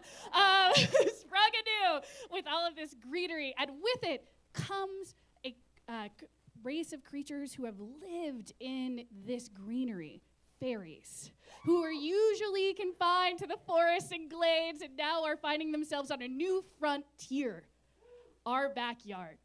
And to talk about those fairies, I'm going to turn it over to my wonderful co-pitcher, Eileen. Thank you, Robyn. So on this cityscape that you see right here, imagine vines are twisting around on the stage. They're characters in our drama. And the fairies are moving into the scene, and they're just looking around and seeing, oh, what's in front of them here. And there's a canal that runs through the middle of the set. We see this set as being one set in the show, but with lots of nooks and crannies, so there can be all kinds of different scenes of different scales on the set. And on the canal, which we want to have somehow water on the stage moving around, we also want to have a water wheel, the wheel in Spring Wheel. And in the water wheel, the fairies find this, they get it turning, and they realize that electricity can come on. So they're seeing electricity for the first time. Well, maybe not the first time, but they're intrigued by it, and it's also going to be the focal point of a scene later in the show where the vines are actually trying to rip the spring wheel apart. When the fairies, thank you, Chris Ruther, for drawing this beautiful picture for us. When the fairies come onto the scene, they're united. They're all one group. But then soon a split occurs. And some of the fairies are very enchanted by technology and electricity and all the things that go with it. They want to explore that a little bit, but some of the fairies don't like that. There's Team Nature. Team Nature wants to keep things the way they are. They want to keep their magic natural. They want to tear down the city with the vines and the plants. And as you can see here, we've got like very organic looking fairies here. Thank you, Brian Froud, for drawing these beautiful pictures. And that's our vision for fairies. But then there's also Team Tech. And Team Tech, they want to maybe incorporate some of the human technology that they're finding onto their bodies, into their magic. And this is not sitting very well with the nature fairies, so it's causing some problems. Yes, a battle for the future, but it's not just fairy against fairy, it's sister against sister, because these fairies have been living together for millennia. And so many, many different kinds of relationships we can see growing out of this. And another picture by Chris, thank you. And on the right, we see some cyber-type fairies. On your left, I'm sorry. On your right, we see nature-style fairies. And, you know, we don't want you to think that we're, like, trying to put Tinkerbell on the stage, okay? Or Hallmark card fairies. We want these fairies to be weird and wonderful and really fun for the Bros production teams to design and think about and explore. And also, to the best of my knowledge, I haven't been able to figure it out, but I don't think Bros has ever done a fairies type show. So I think that it's something that could be really fun for different people. And we have a few characters we wanted to introduce to you. And we have Kala. She is the child of two fairies that are the leaders of the opposing factions. And Kala is having a great spring. She is having so much fun and loving it. But she's kind of missing seducing humans and entering into like very confusing, you know, catch-22 bargains with them. And she's wondering, where did the humans go? And that's one of her big questions. She's torn between two factions. We have Ash, who is the leader of the nature fairies. He has old magic. He has deep time. He is like the quintessential green man. He knows that nature's out of balance, but he also kind of wants to tear down the city with plants. So. And then Speedwell is, if he's a forest fairy, she's a fairy of the air, and she wants to explore the technology. She wants to see what she can do with electricity and gadgets and maybe even incorporating them into her physical form. And she might be going too far with all that. So, you know, we want to also like leave these characters open to help, you know, we want people to help us create. And we envision a lot of different characters, so. And,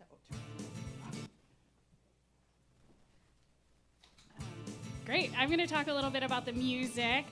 We want this great mix of like folk and punk rock, but if the first thing that you thought of was what was playing at the bar on St. Patrick's Day, please disabuse yourself of that notion.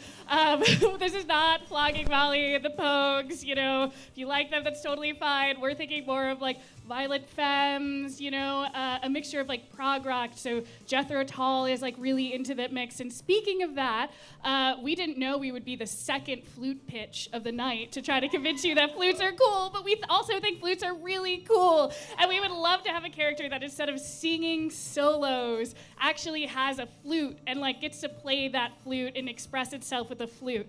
One of the things that we really love about both folk and punk is it's very DIY, and we really imagine there being, a less of a wall between the pit and the stage. You know, this is a place where we can bring performers on stage, where we can have the fairies actually. It's not just a musical where like the music happens in this weird kind of fugue state and then everybody comes back to normal. Like these are fairies, they celebrate with music. This can be really part and integrated into the story and into the set. This is really fun.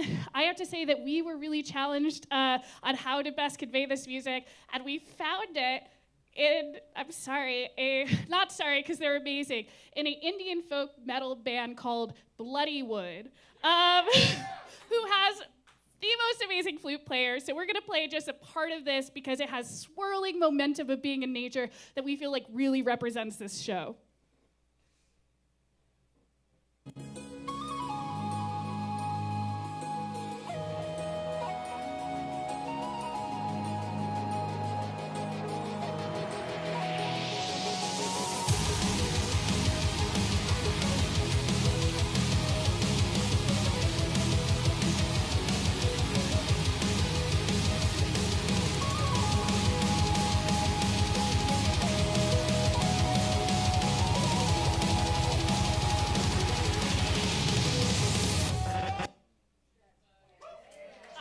to be 9 a flautist minutes. out in nature. All right, we have 1 minute left, and I will just say the thing that really excites me about this show is it allows us to bring magic into our world. The fairies interact with human tech into that seems magical, but they are also bringing their own magic that transforms human spaces. And so we get to see a world that we know utterly transformed in new eyes. We feel like the sound of the show is like yet to be invented, really. We want you to help us invent it and to bring all this life. We're both writers, but we're open to collaborating. And also think of this as a reverse fairy tale. It's like, where did the humans go? It's from the fairies' perspective, 20 so seconds. that's us.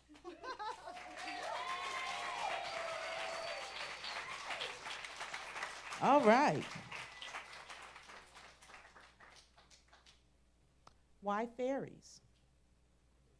Why not elves? Why not pixies? Why not giants? Why Eileen, fairies? I feel like you should answer this because we were brainstorming and you were like, fairies. And I just was like, fairies. So you're probably the right one to do this. Well, a psychic told me once that I had fairy blood, so I just feel a kinship. But also, I kind of got into these weird, they're not weird, they're oracle cards called the Heart of the Fairy Oracle during the pandemic, so some of you might know them. And really ridiculously expensive. But I started just reading more and more. I've always loved fairy stories and fairy tales, and I always thought that the fairy perspective is so alien to our own perspective. So you can really look through our world through different eyes, and it may be very, thought-provoking and also challenging to our views of who we are and what our relationships are. And fairies are weird. I like fairies. I'll just jump in really quickly and say that we talked a lot about David Attenborough as being this those kind of films, and I think one thing that sparked this is how cool would it be to see a fairy David Attenborough Planet Earth of really cataloging their perception of humans just from their behavior, and so we really thought that's a cool way to see the world. Cool, thank you for that. All right, people, what you got? I'm gonna start this way this time. So I don't know, maybe because I've watched too much Peter Pan or something, but when I think of fairies, I imagine them being really small and tiny. So is that the same scale you envision? Is human technology going to be huge to these creatures in your show, or is it going to be, they're more human size? We are looking at them as being human size. And that doesn't mean we're not open to a different point of view, but since we don't have humans in it, although we do have human sets and buildings, it's possible, though. Maybe we will make them tiny, bitty, but they can be different sizes. And I think on the slide of one of Chris's drawings, I don't know if we can go back to it very easily, but we love this little guy. Okay, he's small. Okay, but he could be really big. I don't know. Okay, let me make my way over there. Excuse me, pardon me. Thank you. So, do you imagine the show taking place in an indoor venue or someplace outside, like, say, Druid Hill Park? I think we'd be open to both. I think it definitely is something for an indoor, could be an indoor venue, but obviously given what this is, could be really cool to see it in a natural world where we can actually see, where the normal is the overtaking nature and the city is the incongruous factor there. Cool. Okay. Excuse me. Okay, so in kind of your sense of scope of the fairies' experience and encounter with human culture, which kind of precedes when the story starts, when you talk about the fairies of the air, I'm just wondering how is there going back 150 years of human time, when Tesla was theorizing with transmissions, wireless transmissions through the air, was that a time when the fairies, the pigeons, the Tesla, were they working together on that? Is this a new occurrence when the fairies have been kind of leaning in to technology with humans? And how has 5G affected the fairies? I'm going to order I'm whatever not you ruling ordered that out. tonight. I'm sorry. Proceed. Sounds like you might want to be on our writing team. Yeah. Oh, do you want to? No, I just first I love the idea of Tesla, like fairies being pigeons for Tesla. I think like we really envision this, and Eileen, feel free to jump in here, as like it truly being a frontier environment and having that kind of like in the sense of if you think back to like frontier where like humans just like went out in the wilderness and had like zero sense of the like rhythms of nature and we're like, why is this bear attacking me? Like to have that kind of mirrored experience where yes, the fairies have like seen human civilizations before, but this is the first time they're like living in it and actually being able to touch and play with the surrounding. And you know, yeah, just as much as we don't really understand fairies and how they work, they don't understand how humans work. But they're going to know more. Okay. Excuse me. I'm curious if there's anything that's been coming to mind for either of you outside of the influences you've already talked about. Is there anything that just keeps coming up as you work on this?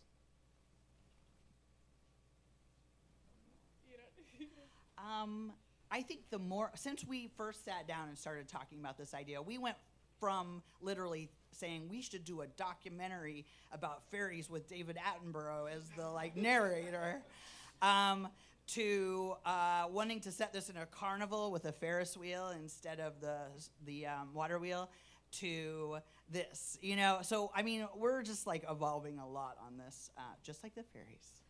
I will say my day job is working in the environmental scope, so I will say for me, one of the themes that keeps coming up is one of the things I really love about this is a changing environment, but a hopeful changing environment, and we really get to see fairies embrace with some joy what this new world transformation is, and I really love that aspect of this show. It is something that like I find myself thinking about a lot about in reference to this. I know it may not sound like it's a very funny show, but we're both comedians. So we'd like to write something that is, you know, hopeful, comedic, has like, you know, the darkness as well. But anyway, I don't know. And I love working with Robyn, and she makes me laugh all the time.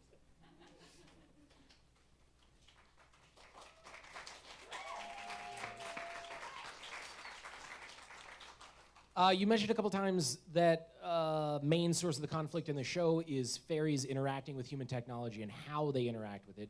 But you only really mentioned a water wheel and just electricity in general. So what kind of human technology still exists in the show after this 15-year extremely humid atmosphere?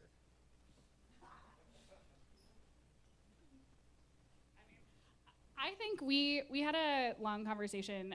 I mean, both of those are kind of older technology from here and now, and I think we do definitely, like, we chose the kind of cyberpunk aesthetic because we do want something more modern, and I think one of the issues that we see with the cyberpunk is them becoming more robotic. So I do think we can bring in kind of like robots and cybernetic enhancements and those kind of pieces into this show as well. The danger of like, when do you cross the line and you're not a fairy anymore, but now you're a cyborg? But is it enhancing your magic in a way? Is it like the dark side of the force? I don't know. That's a good idea. But anyway, but as far as specific things, sky's the limit. That's what other people are going to help us with too. I mean, I think it's interesting because like we get to talk about technology without connected technology because like if they connected to the internet, there's nobody else to talk to. So I think the sky's the limit with like physical kind of like technology that you get to play with in the like physical world. I mean, maybe there'll be yo-yos. I don't know. We have a question from the stream. Steven with a PH says, you started telling about the characters and an enticing story. Where does it go? Is there a love story? How does it end? Question mark. Okay. Yeah, so in terms of the love story, so I don't know if we covered this, but Aster and Speedwell are the parents of Kala. So we have this like, instead of enemies into lovers that everybody's into in rom-coms now, we have the reverse where we have lovers who now find themselves on opposing scope there. And I think one of the things that we really like about having Kala in this is that it takes like a mega problem and like brings it down to a personal scale. And so Kala will have like friends and people on either side and really find herself emotionally torn between this like ideology. I'm gonna take one more question. Or not. Okay. Eyes coming. Here you go. Hi, Tyler Merchant, longtime listener, first-time caller.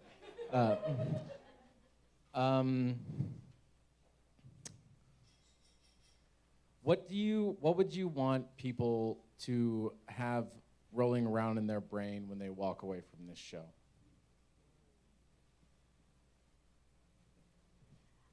I think at least one thing that comes to mind is like how dependent are we on technology, you know, and how much is it changing who we are as human beings, you know? I think that comes to my mind as one of the questions, but it's one of the themes. Also, is too much of a good thing and bad? Like endless spring sounds kind of good right now, but after the winter comes, but it's not in balance. I don't know, looking at the natural world and what we're doing with it, you know, we don't want to get too heavy, you know, we want it to be a comedy, but I think that, you know, it is sort of thinking about our relationship to nature. Yeah, I mean, I think like part of that is where I opened, which is that like we find ourselves at the precipice of a new world after the pandemic. Like we are figuring out how these things that have changed, like how do we keep them, what things come back. And so to me, like it is a way to talk about that big question, and a question that I think we're gonna have to continue to define as society of like when we face new challenges, what do we keep, what do we build, how do we create that new society? And I think we get to watch, again, like I think for me what is exciting about this is we get to watch the fairies really battle that, but end in kind of like a joyful creation of community.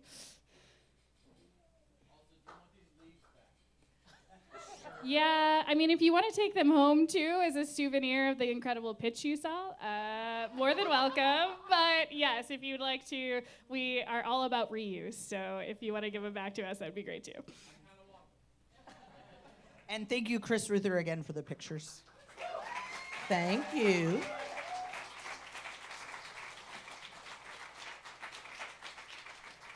All right. So those are the 5 pitches that are up for your consideration. So, Charlie the Robot, Rumble, 7 Vogues, Gates of Gehenna, SPRINGWHEEL. Those of you who are in the house live here at the Crown, you have ballots in front of you that you can fill out and return to Megan and Bree at the table where you came in, where the big hair and the big arms waving, right over there. You can also, for folks that are streaming and don't have ballots in front of them, you want to check out Baltimore Rock Opera.org/pitch party. And that's gonna be available for about a month for voting. Everything related to the pitches, and I believe tonight's stream will be there also. So is there anything you want to review again, give some more consideration? You can go to rockopera.org/pitch party and check that out. So that is the end of Pitch Party 9. You're welcome to stick around, hang out, talk to the pitchers, talk to the teams, talk to the artistic council or bros folk, talk to each other. We haven't been able to do that in person for a little bit. Those of you on the live stream, talk to, I guess, whoever is around you right now, or if not, what you got? Come on up. Really quickly, the band for Glitterous needs a keyboardist. So if you know anybody. Okay, you already said that? Yeah, I did. Okay, cool, thanks. We really need one because we said it twice. Okay, so also we want to thank the Crown for their hospitality. Please tip your bar staff because like most relationships, you only get out of it what you put into it. So everybody get home safe. Don't forget to vote. And May 21st, we'll see who the winner is. Good night. Ooh, yeah.